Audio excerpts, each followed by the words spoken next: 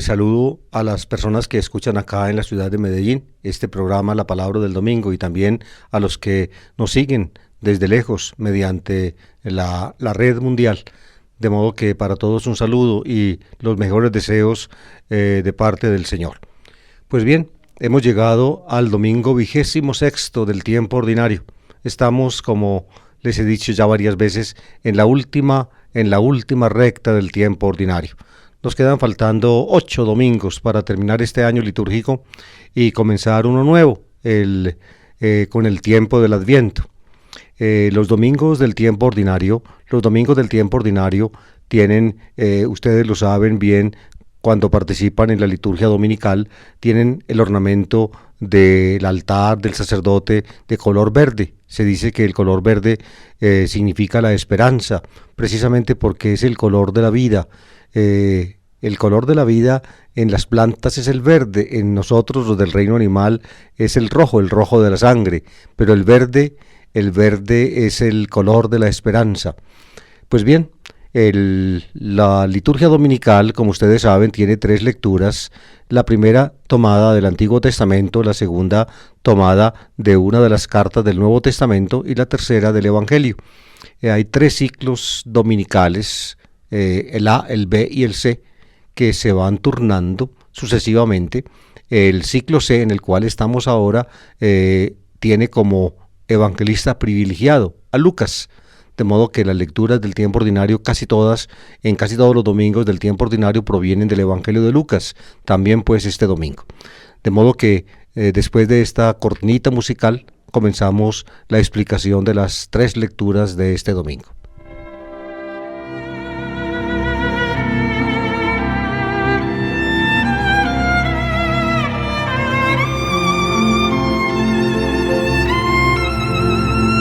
La primera lectura está tomada del libro de Amós. Precisamente en el programa que también tengo por esta emisora los días martes, estoy explicando la historia de la Biblia y hemos llegado en el recorrido histórico al siglo VIII antes de Cristo. Hacia mediados del siglo VIII vivió Amós. Amós, un profeta judío nacido en Tecoa, cerca de Jerusalén, pero que actuó en el reino del norte, en el reino de Israel, en su capital Samaria, y también tuvo contacto con el santuario más importante del reino de Israel, que era el santuario de Betel, al norte de Jerusalén. Allí había puesto Jeroboam I una estatua de un becerro de oro, con el cual quería simbolizar la presencia del Señor, del que sacó a Israel de Egipto, pero con ello no hizo otra cosa que aproximar más el corazón de la gente a la idolatría, a confundir al Señor Dios de Israel con Baal, el Dios de Canaán, el Dios de la fecundidad, el Dios, digamos, de los ciclos vitales, de la energía del universo, como se podría decir ahora en los tiempos de la nueva era. Pues bien, Amós actuó allí. El libro de Amós es un complejo, digamos, elaborado, que tiene elementos desde la época en que vivió el profeta hasta la época después del exilio, cuando finalmente recibió la mano final en la redacción. Les he explicado eso suficientemente en el programa Historia de la Biblia y también el domingo pasado cuando tomamos un pedacito de Amós para la lectura. También esta vez nos toca tomar un pedacito del libro de Amós. Está tomado de la parte central, diría yo, del libro de Amós, unas palabras de juicio contra Israel, que no es la parte más antigua del libro, pero de todas maneras remite a la época del reino de Israel antes de su destrucción, es decir, antes de que en el año 722 los asirios, encabezados por el rey Tiglat-Pileser o Teglat-Falasar, como si él se solía decir antes, llegó a Israel, cercó a Samaria durante 3 años, si mal no recuerdo, y finalmente se la tomó después de terribles, indecibles sufrimientos de la población que quedó allí encerrada. Samaria fue entonces tomada por los asirios, completamente destruida, nunca más volvió esa ciudad a albergar la capital de un reino. El reino de Israel terminó para siempre, los israelitas fueron llevados al destierro. Eso ocurrió pues en el año 722 a.C., ya digamos en las últimas en los últimos años del siglo VIII. Pues bien, unos decenios antes había vivido Amós, y Amós, con su palabra encendida, con su mensaje candente, había mostrado las profundas injusticias sociales en que se debatía el reino del norte, sobre todo en la época del rey Jeroboam II. En esa época actuó Amós. A esa época, pues, corresponde la descripción que ahorita nos va a hacer el profeta en el texto que vamos a escuchar.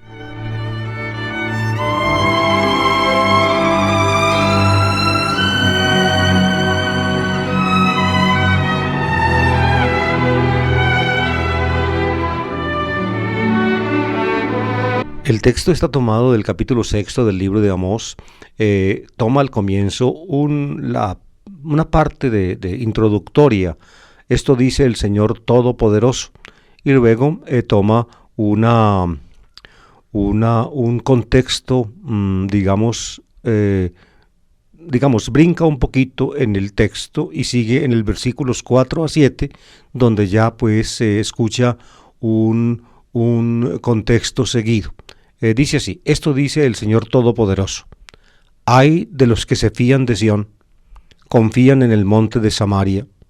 Os acostáis en lechos de marfil, tumbados sobre camas, coméis los carneros del rebaño y las terneras del establo, canturreáis al son del arpa, inventáis como David instrumentos musicales, bebéis vinos generosos y os ungís con los mejores perfumes, pero no os doléis de los desastres de José. Por eso irán al destierro, a la cabeza de los cautivos. Se acabó el sarcasmo de los satisfechos, se acabó la orgía de los disolutos.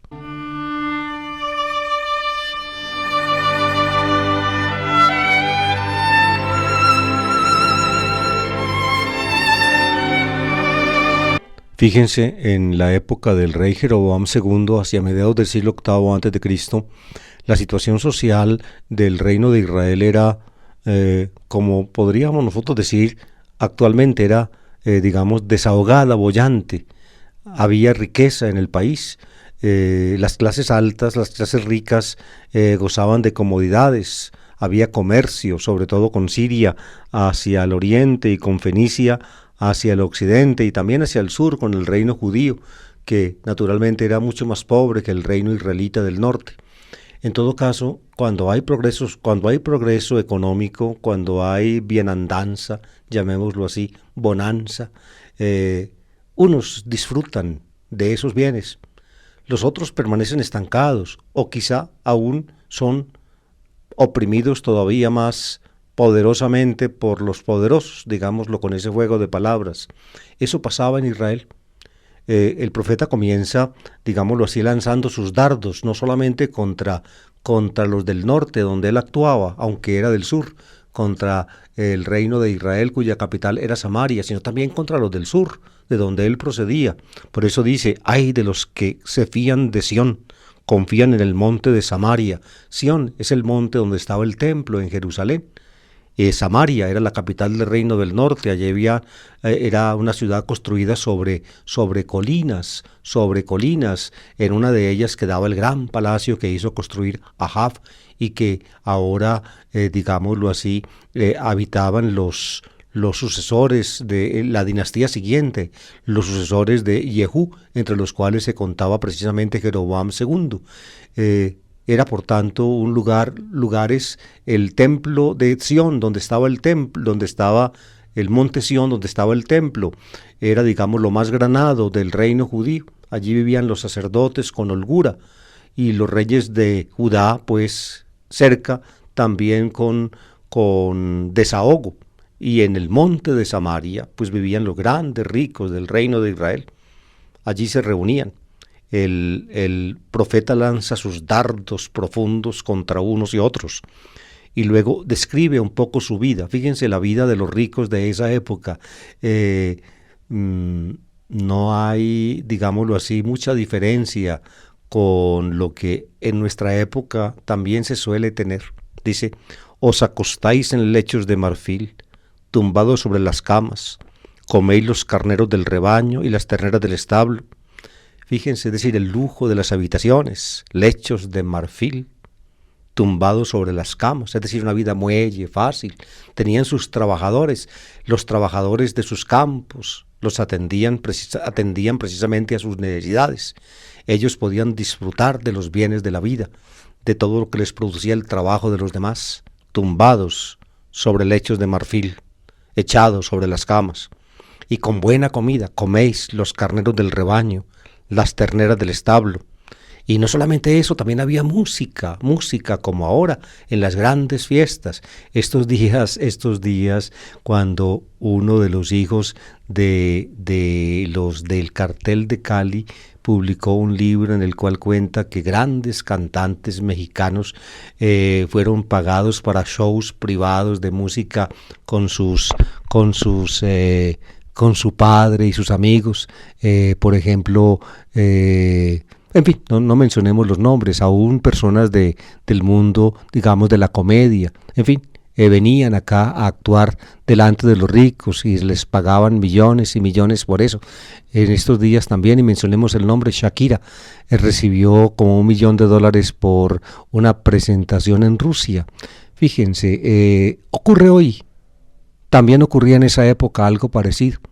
En esos grandes banquetes de los ricos y de los poderosos había canto, canturreáis al son del arpa. Estaban los arpistas tocando la música de la época y los participantes en el banquete. Entonces canturreaban.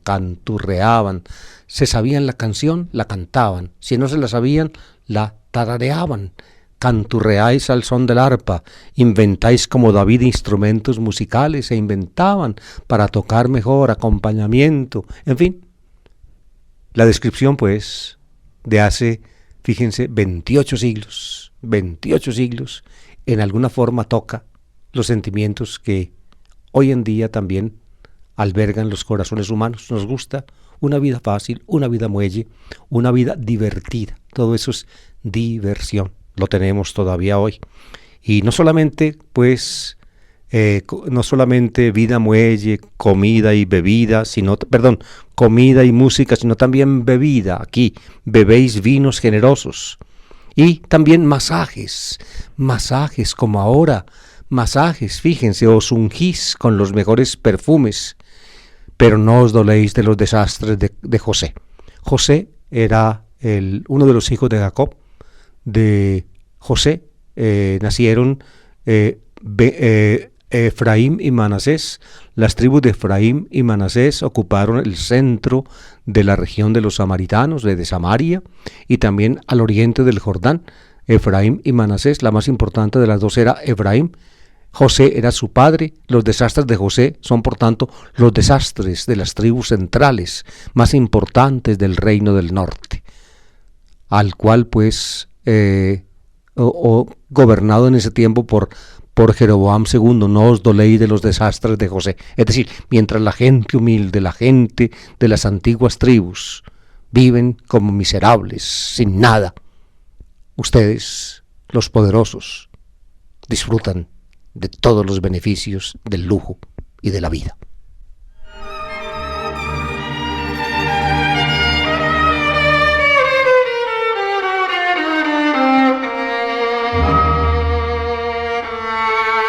No tenían pues ojos para ver la miseria de los demás, en su lujo, en su bonanza, en su extrema comodidad.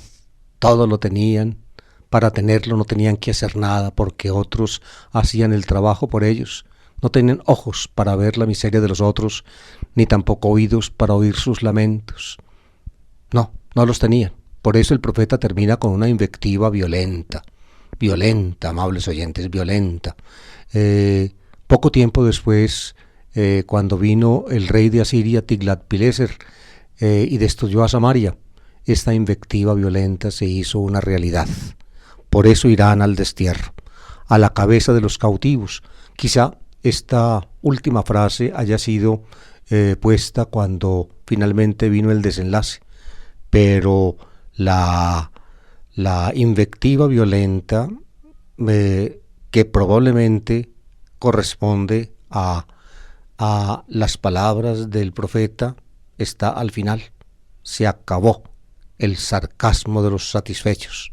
Se acabó la orgía de los disolutos. Eso es.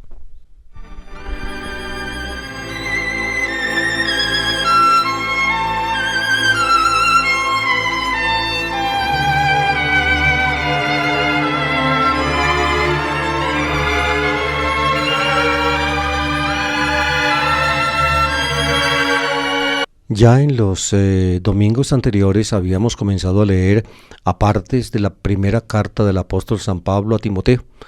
Tuve ocasión de explicarles entonces algo de esta carta. Fíjense, las cartas de Pablo, lo repito brevemente, las cartas de Pablo se dividen en dos grandes grupos.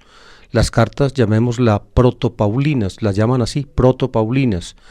Todas las cartas del Nuevo Testamento que están bajo el nombre de Pablo están encabezadas pues en su estructura por su nombre, Pablos Apóstolos, así se dice, digámoslo así, repetidamente en el encabezamiento de todas las cartas. Pero unas son llamadas por los críticos actuales protopaulinas porque, digámoslo así, salieron de la palabra de Pablo, es decir, Pablo mismo las dictó y quizá en una que otra pudo haber escrito una frase conclusiva, pudo haber puesto su nombre, en fin, es muy posible. Realmente pues les expliqué que en ese tiempo había amanuenses, es decir, que el autor de una carta no es el que directamente la escribe, sino el que la dicta. ¿Por qué? Porque el escribir las cartas era todo un arte que era dominado por determinadas personas, las cuales eran contratadas precisamente para hacerlo. Las primeras, pues, las protopaulinas, fueron dictadas por el apóstol.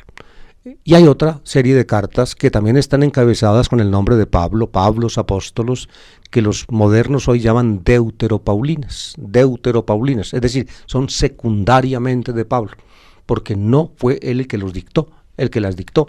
¿Y cómo se sabe eso?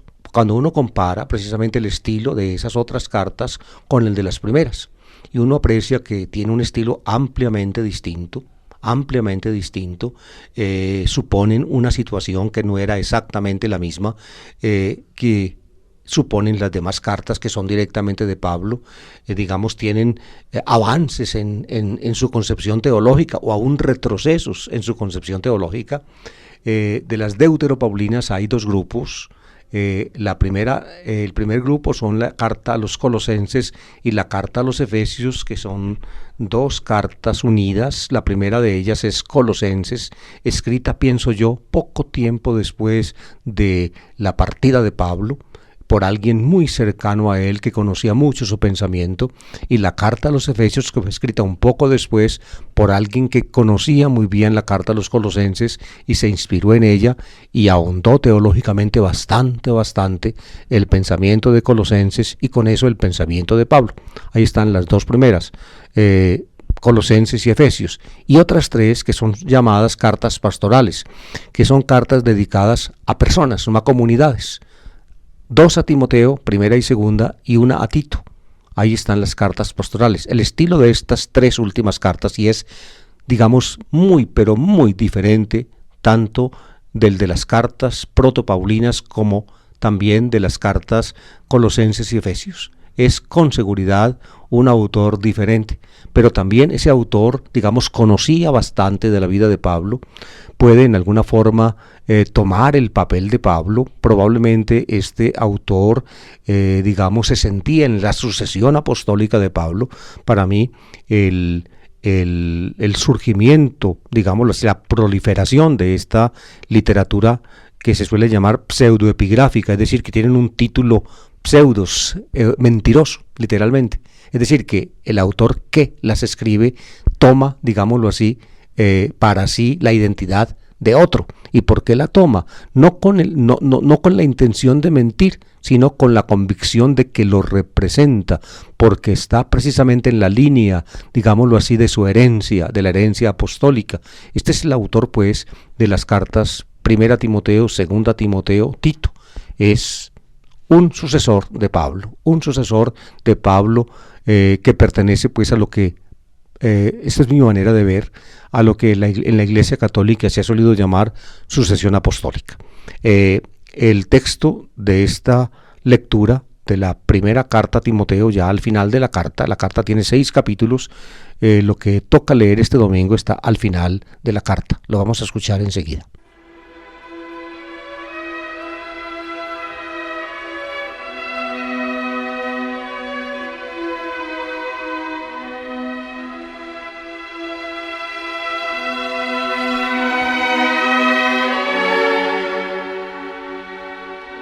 Hermano, siervo de Dios, practica la justicia, la religión, la fe, el amor, la paciencia, la delicadeza. Combate el buen combate de la fe. Conquista la vida eterna a la que fuiste llamado y de la que hiciste noble profesión ante muchos testigos. Y ahora, en presencia de Dios, que da la vida al universo, y de Cristo Jesús, que dio testimonio ante Poncio Pilato, te insisto en que guardes el mandamiento sin mancha ni reproche, hasta la venida de nuestro Señor Jesucristo, que en tiempo oportuno mostrará el bienaventurado y único soberano, Rey de los reyes y Señor de los señores, el único poseedor de la inmortalidad, que habita en una luz inaccesible, a quien ningún hombre ha visto ni puede ver. A él, honor e imperio eterno. Amén.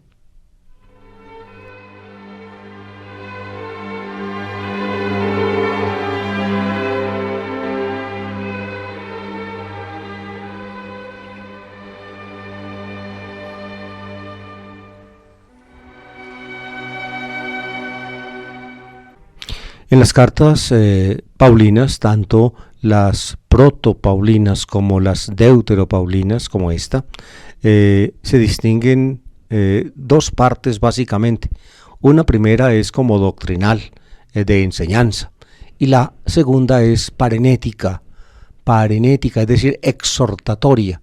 La parenesis, la palabra parenesis en griego significa algo así como exhortación. Es la misma que paráclesis, también significa lo mismo. Parenesis, exhortación. Aquí está exhortando el apóstol, pues digamos, mediante el autor, digamos, asumiendo el papel del apóstol, está exhortando a Timoteo. Es evidente que lo que quiere el autor poniendo al Pablo a exhortar a Timoteo en esta forma es, digámoslo así, dar una lección de parte de Pablo a todos los que ya en su época estaban teniendo un papel o una tarea en la iglesia semejante a la que le confió Pablo a Timoteo. Timoteo fue un sucesor apostólico, así como Tito. En la época de Pablo conocemos varios de esos sucesores apostólicos. Los más importantes son ciertamente Tito y Timoteo, pero Pablo tuvo otros. Por ejemplo, Silvano acompañó a Pablo. En fin, Sóstenes también, Pablo lo menciona. En fin, fíjense cómo la parte exhortatoria o parenética está construida mediante imperativos, una de las formas de los modos del verbo. Los verbos en nuestro idioma, como en las lenguas indoeuropeas en general, tienen varios modos: el modo indicativo, el modo subjuntivo, el modo imperativo. El imperativo es el modo que se usa para dar órdenes. Fíjense cómo dice, primero lo interpela: hermano, siervo de Dios, adelfe, dule tu theu. Hermano, siervo de Dios. Y vienen los imperativos, fíjense: practica la justicia. Aquí está, el imperativo es practica. ¿Y qué es lo que tiene que practicar? Tiene que ocuparse en esto: la justicia, la religión, la fe, el amor, la paciencia, la delicadeza. Fíjense, el amor es algo que Pablo enfatiza muchísimo en sus cartas primeras, es decir, en las protopaulinas. Aquí aparece, fíjense, en 4º lugar el amor, pero aparecen términos que son muy de Pablo: la justicia, por ejemplo; la fe, otro término muy paulino; el amor, muy paulino; la paciencia, también la tiene Pablo. En cambio, 2 que Pablo en otras partes no usa, como son la religión y la delicadeza. Estos no son términos corrientes en las cartas protopaulinas, las otras sí. Eso pues debe mostrar Timoteo, y en Timoteo los demás que son encargados de guiar a las comunidades, que están pues, digámoslo así, que están enfocados acá: practicar la justicia, la religión, la fe, el amor, la paciencia, la delicadeza, la religión. Es decir, manejar las cosas con sentido de Dios. Esa es la religión. La religión en el estudio, digámoslo así, del fenómeno humano, digamos, las actitudes que derivan del sentido de trascendencia que el ser humano tiene, que el ser humano descubre en sí mismo, una necesidad de trascendencia que finalmente está por la propia naturaleza sembrado en el ser humano. Tan sembrado está el sentido de trascendencia en el ser humano que hay partes del cerebro que evolucionaron precisamente para darle al ser humano esa experiencia. Eso hoy en día lo han demostrado, digamos, los neurólogos con mucha certeza. Ya el cerebro nuestro, así como desarrolló capacidades para el lenguaje, digamos, analítico o para el estudio analítico de los fenómenos objetivos, también desarrolló partes, digámoslo así, donde las experiencias de la trascendencia son elaboradas, hay partes del cerebro destinadas a eso.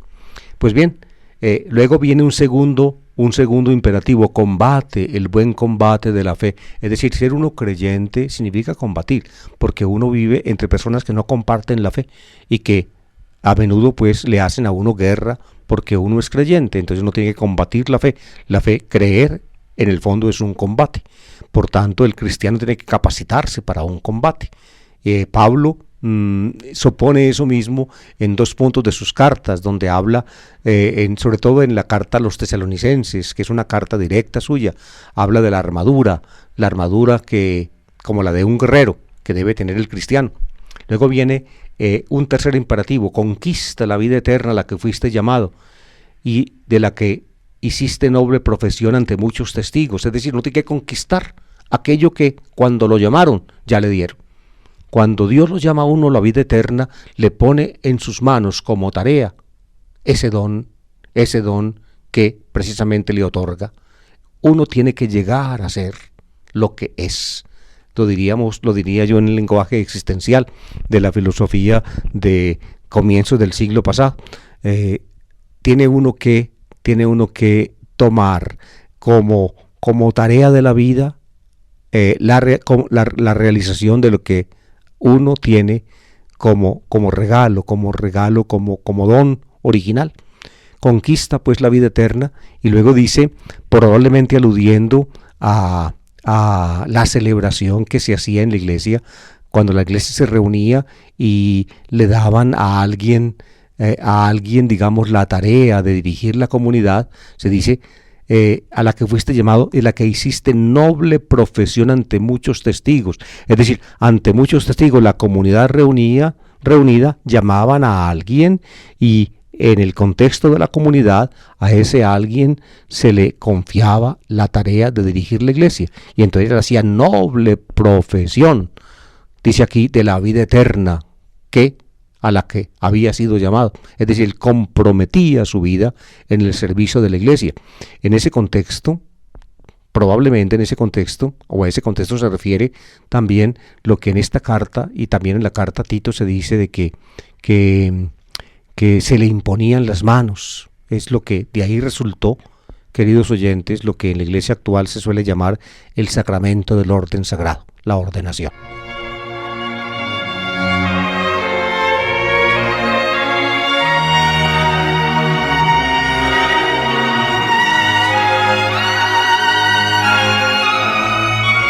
El texto termina con una especie de doxología.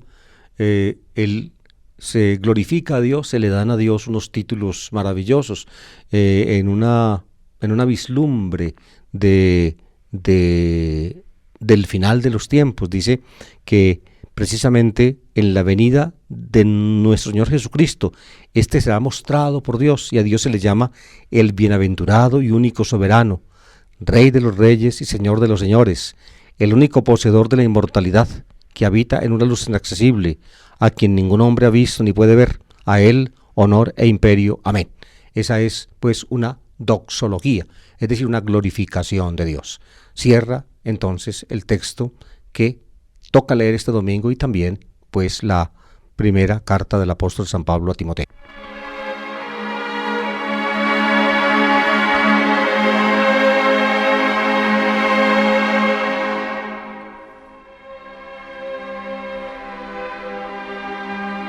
Recuerden, amables oyentes, que ya el domingo pasado el texto del Evangelio tocaba el tema de las riquezas. En el capítulo 16 del Evangelio de San Lucas se desarrolla ese tema. Lucas procede de esa manera, digamos, distinguiendo complejos temáticos en la gran sección de su Evangelio que él dedica a la gran marcha de Jesús a Jerusalén. Es así como Lucas pues llena el espacio de esa gran marcha que comienza en 9:51 y termina en 19:27, cuando Jesús finalmente se aproxima a Jerusalén y está en sus alrededores, que es lo que cuenta en 19:28. Pues bien, la gran marcha pues es una elaboración teológica lucana basada en una notica que trae Marcos por allá al comienzo del capítulo 10. Lucas elabora una expresión muy compleja y la llena con los materiales que le dan sus tradiciones, particularmente la tradición de Q y las tradiciones propias de él, y va tocando diferentes temas en los capítulos. En el capítulo 16 toca directamente el tema de la riqueza.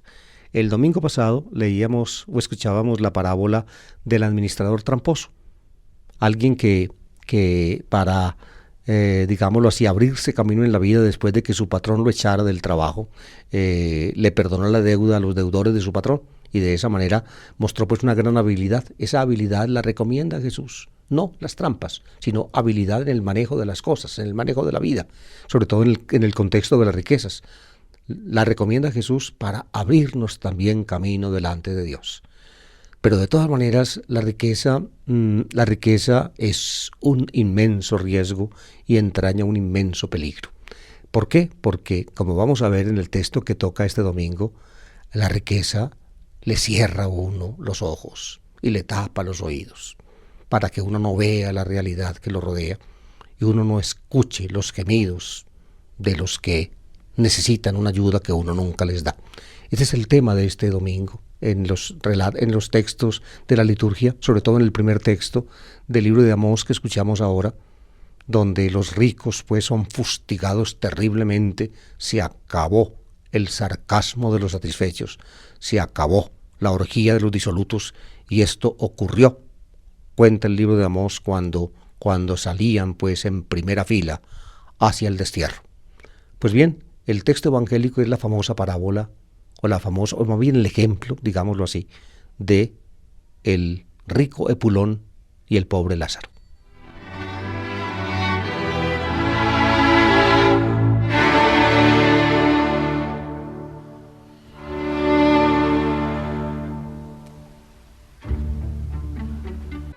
En aquel tiempo dijo Jesús a los fariseos: había un hombre rico que se vestía de púrpura y de lino y banqueteaba espléndidamente cada día.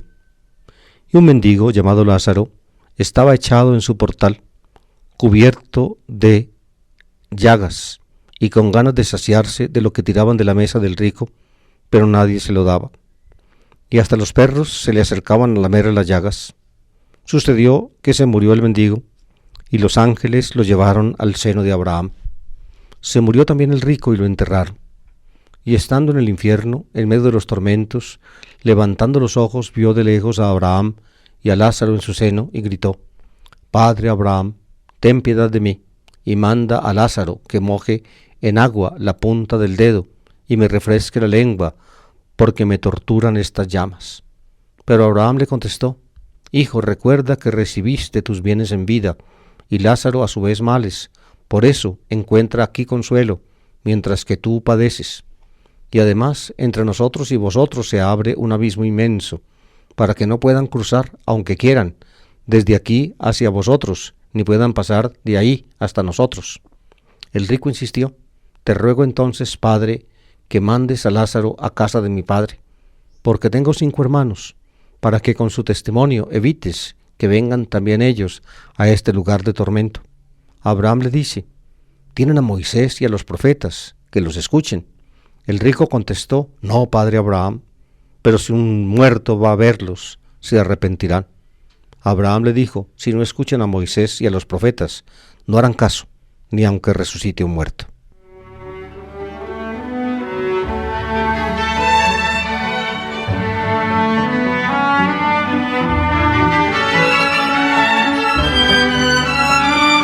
Ustedes han escuchado, amables oyentes, la descripción imaginativa de el más allá, que en alguna forma pues se basa en la realidad del más acá.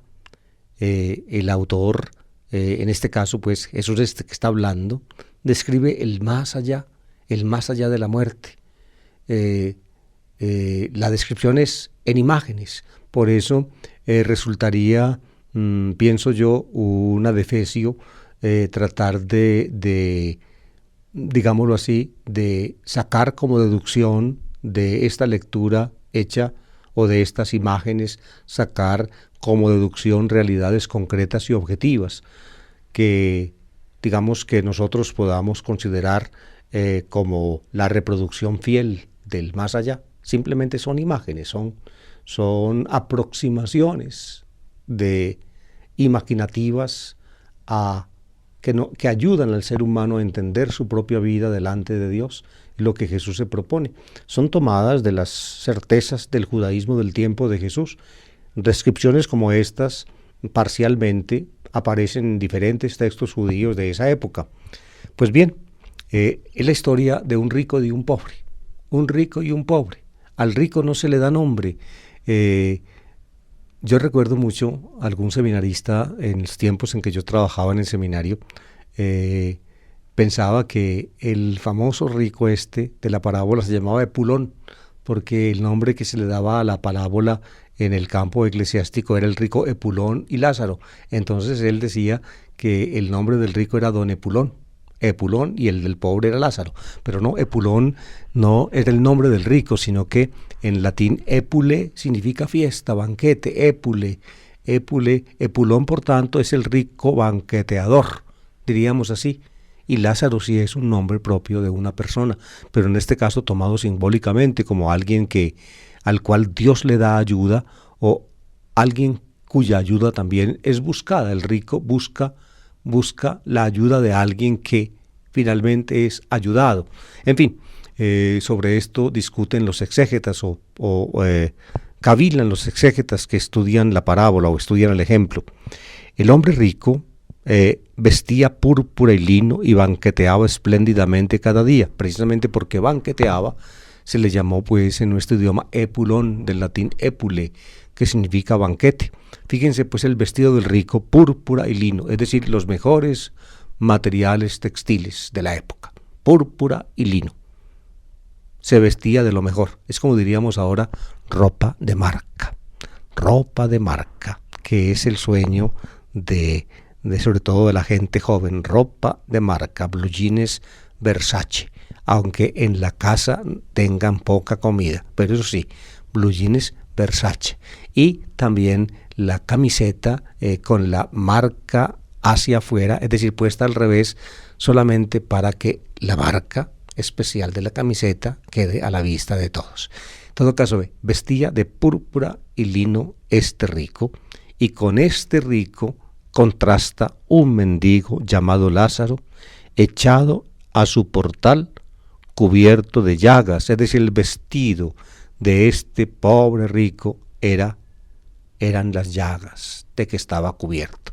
El otro de púrpura y de lino, echado a su portal, es decir, estaba en conexión con el rico, en su portal. Fíjense, la vida los juntó, él en la casa, él en el portal, él vestido de púrpura y lino, el otro vestido de llagas, y con ganas de saciarse de lo que tiraban de la mesa del rico, es decir, el otro banqueteaba espléndidamente cada día, y este ni siquiera podía disfrutar de los que tiraban de la mesa del rico, es decir, de los sobrados, porque nadie se los daba.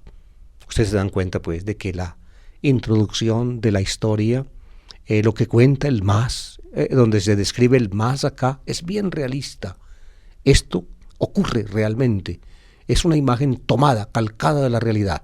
Lo que va a ocurrir enseguida ya son imágenes, digámoslo así, que vislumbran una realidad que no está finalmente a nuestro alcance y que es inefable y que ninguna palabra humana puede, digamos, propiamente describir. Simplemente se vislumbra y simbólicamente se presenta. Y faltó una cosita del pobre, perdonen que... Y hasta los perros se le acercaban a lamer las llagas, eran los compañeros del pobre. Algunos piensan que con esta descripción o con esta nota de los perros se quiere en alguna forma mitigar el dolor del pobre. Yo estaría entre ellos porque soy muy amante de los perros, pero otros dicen que simplemente con esta anotación de los perros simplemente se está acentuando la miseria de ese pobre hombre. Y hasta los perros abusaban de él, hasta los perros. Es decir, para él no había ojos, ni en el rico ni en nadie de su casa. Solamente los perros tenían ojos para él, pero no para hacerle bien, sino mal, porque lamerle las llagas pues no es visto en ese tipo de interpretación como algo bueno para el pobre, sino como algo malo. Es decir, la imagen es pues desoladora.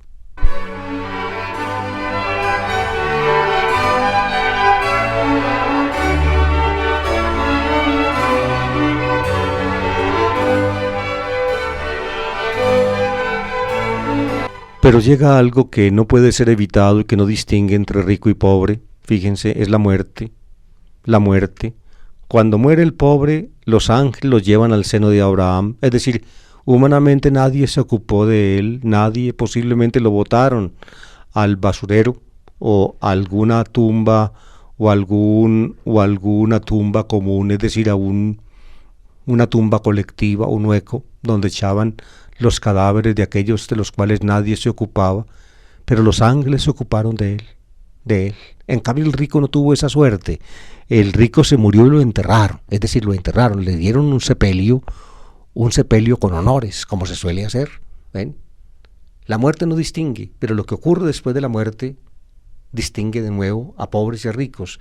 Del pobre solamente se ocuparon los ángeles, del rico se ocuparon sus deudos, claro, los que iban a heredar, naturalmente, y lo enterraron con los honores. Lo que sigue después de esto, queridos oyentes, ya es simplemente un vislumbre, o mejor, una vislumbre, digámoslo más bien, una vislumbre, diría yo, imaginativa, que fue dándose en el judaísmo y que de allí pasó al cristianismo, y estando en el infierno empieza a contarse la historia pues del más allá del rico. Y estando en el infierno, aquí el infierno ya no es simplemente el lugar de los muertos de la antigua teología de Israel. En la antigua teología de Israel, el lugar de los muertos se llamaba Sheol, entre los griegos se llamaba Hades, es el lugar de los muertos. Al lugar de los muertos, el Sheol, digamos, van a dar todos los muertos sin distingo. En un comienzo Israel no hacía distingo o distinción entre los muertos buenos y los muertos malos, pero ya en esta época sí, ya hay distinción.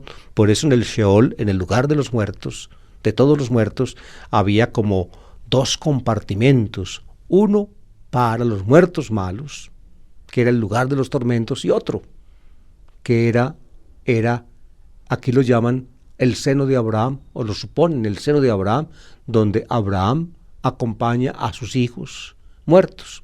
Y estando en el infierno, en medio de los tormentos, levantando los ojos, vio de lejos a Abraham y a Lázaro en su seno, y gritó: Padre Abraham. Fíjense que desde el lugar de los muertos, de los malos, de los tormentos, se puede ver el lugar de los otros muertos que están allí, no solo, sino con Abraham. Abraham los acompaña, son sus hijos. Se pueden ver de lejos, no hay otra comunicación que el grito, y por eso el grito del rico. Padre Abraham, llama a Abraham su padre. Acuérdense que por allá Juan Bautista decía que Dios puede convertir estas piedras en hijos de Abraham, es decir, que llamar a Abraham padre o tener como padre a Abraham no es ninguna garantía, según Juan Bautista. Aquí bulle una idea semejante en esta historia. Padre Abraham, ten piedad de mí y manda que Lázaro moje en agua la punta del dedo y me refresque la lengua porque me torturan estas llamas. Es decir, el tormento es el fuego. Esta idea del fuego como tormento aparece en varios puntos de la tradición del Evangelio y era también una convicción muy difundida en el judaísmo. Probablemente viene de de la escatología, digamos, de los egipcios. Es decir, todo esto tiene una historia religiosa compleja. En todo caso, fíjense aquí, interesante, el rico quiere apelar a Abraham como padre suyo. Es decir, el hecho de ser hijo de Abraham, de ser judío, para él puede implicar o debería implicar cierta ventaja. Al menos una gotica de agua.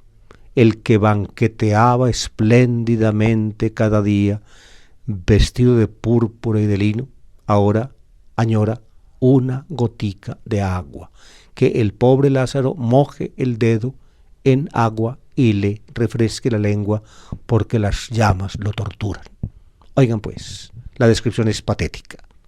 Una gotica de agua, nada más, pide el rico a su padre. Y le parece que su padre, precisamente porque es su padre, se lo puede conceder.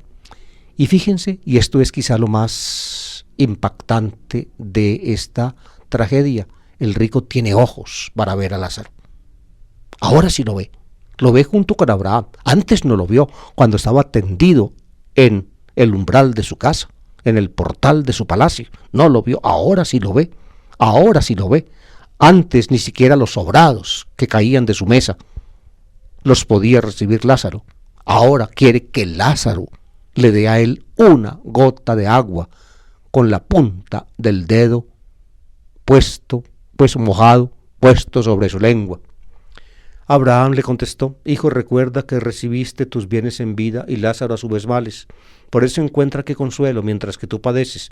Este es un principio, amables oyentes, digámoslo así, estremecedor en la teología del judaísmo hasídico, al menos en algunos diría yo, en algunos grupos de ese movimiento del judaísmo tardío, vinculado luego con el cristianismo, esta teoría se había desarrollado. Uno puede encontrar algo parecido en el Magnificat de la Virgen. Es como por principio, el que tiene cosas, el que disfruta de cosas buenas, luego va a ser despojado y castigado. En cambio, el que en esta vida tiene dificultades y luchas y carencias, ese va a ser premiado. Eso es expuesto aquí prácticamente como un principio inamovible. Algo parecido, les decía yo, aparece en el Magnificat. Desposeyó a los poderosos, enalteció a los humildes, a los pobres llenó de bienes, a los ricos los despidió vacíos. Es decir, Dios hace exactamente todo lo contrario. Es decir, esta realidad del mundo está tergiversada y Dios la quiere cambiar. Sobre esa inmensa paradoja, digámoslo así, construyó Jesús, o edificó Jesús su manera de ver. Aquí aparece, expuesta en una forma, diría yo, muy, muy dura, como por principio. Tú recibiste tus bienes en vida y Lázaro males. Por eso, oigan ese por eso, diatuto, por eso, precisamente por eso, porque esas cosas tienen que cambiar. Por eso tú eres atormentado y él es beneficiado. Por eso, porque antes tú tuviste lo tuyo y él no lo tuvo. Es decir, prácticamente sin que medie nada ético, que es, el problema o el cuestionamiento que este texto impone. Lastimosamente ya estamos llegando a término del programa. No puedo explicar todas las cosas, simplemente concluyamos el texto. El rico, además, dice Abraham: entre vosotros y nosotros se abre un abismo inmenso. No se puede pasar de allá para acá, ni de aquí para allá. Es decir, imposible. Lázaro no puede ir. Tú me llamas Padre Abraham. Y Abraham le contesta: hijo. Es decir, Abraham no niega la paternidad con este rico judío condenado. Sigue siendo padre, pero esa paternidad no redunda en nada, absolutamente en nada. Abraham no le puede ayudar porque no se puede pasar por ese abismo inmenso. El rico insistió: te ruego entonces, padre, que mandes a Lázaro a casa de mi padre, porque tengo 5 hermanos, para que con su testimonio evites que vengan también ellos a este lugar de tormento. El hombre tiene cierta nobleza. Para él ya pues no hay nada, pero para sus hermanos sí. Es evidente que esta última parte de la historia aparece como un apéndice. Posiblemente esta historia pues tuvo su crecimiento. Los exégetas que, digamos, miran este texto con todo detenimiento, así lo han mostrado. El rico pues piensa en sus hermanos, pues si para mí ya no hay ayuda, pues para mis hermanos sí, que vaya Lázaro, que vaya Lázaro. Y este ir Lázaro a la casa de sus hermanos es interpretado como resurrección. Es decir, ni siquiera si resucita un muerto van a creer. Ellos tienen a los profetas y a Moisés, es decir, que lean la Biblia, que lean el texto de Amós que acabamos de leer nosotros ahora y comentar, que lean. Que los ricos no pueden actuar con ese sarcasmo con que actúan, que no pueden, digámoslo así, seguir ignorando que hay pobres a su alrededor, que no pueden pensar que todos los beneficios de la vida es solamente para ellos, que no pueden seguir desoyendo los clamores de medio mundo con hambre, más de medio mundo con hambre y con miseria, mientras ellos pululan en beneficios, en riquezas y en sofisticaciones. No pueden. Que lean a Moisés y los profetas. Les dice pues Abraham. Y el rico contesta, no, Abraham, no, yo también tenía a Moisés y los profetas y no me interesaban para nada. Decía pendejadas, tonterías. No, yo también los tenía, pero si un muerto va a verlos, entonces se convertirá. Y aquí viene pues un cierto acento cristiano en el texto. No, le dice Abraham, no. Si no escuchan a Moisés y a los profetas, dice la palabra de Dios, no los toca. Ni siquiera si un muerto va a verlos, si un muerto resucita, se convertirá. La alusión a la resurrección de Cristo aquí está implícitamente dada. Vino Jesús y resucitó. ¿Y qué? Si hemos hecho caso.